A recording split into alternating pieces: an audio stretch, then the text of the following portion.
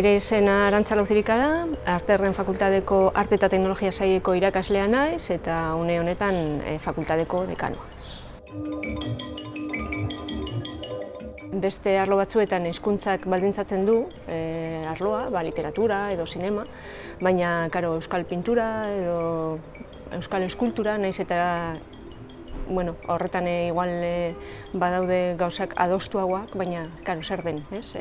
Artista horiek euskalduna dira, Euskal Herrian jaiotakoak, Euskal Herrira etorritakoak, orduan lehenengo galdera hor egongo litzateke. Medio berrien erabileraren aitzindari Euskal Herri mailan nire ustez aipatu dezakegu SEAK, Selección de Euskadi de Arte Conceptual. Haiek 80. hamarkadan kolektibo bat da, eta haiek erabili zuten nolabait bere garaikideak ziren medioak, ez? Bai kasetesentak, CD-ak, lehenengo webguneak, fanzinak, fotokopiak eta horrelakoak. Eta nolabait horren ostean, bestelako artista batzuk bebai eremu horretan mugitu dira. Gero bideo arloan bebai, 80. hamarkadetik aurrera, euskal artean bideo egile eta bideo sortzaile asko daude.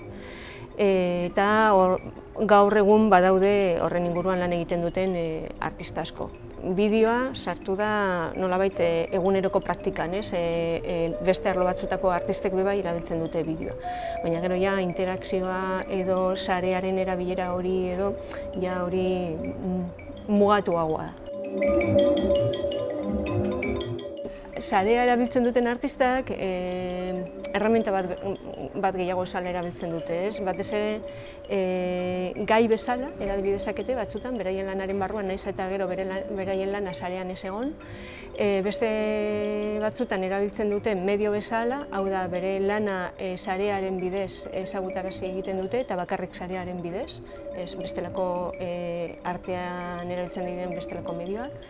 Eta gero bebai nolabait beraien lana iragarkitzeko. Hau da, beraien lana parte hartze bat behar duenean, sarearen bidez iragarkitzen dute eta parte hartze hori lortzen dute.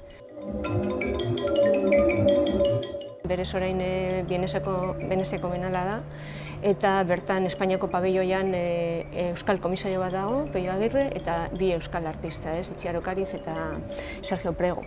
Ez dute sarearekin lan egiten, bideoa bai erabiltzen dutela, baina nolabait eremu performatikoan edo eskultura mailan, eta paradoxikoa izan alda euskal artea, Espainiako artearen aitzindari edo izatea, baina gaur egun horrela.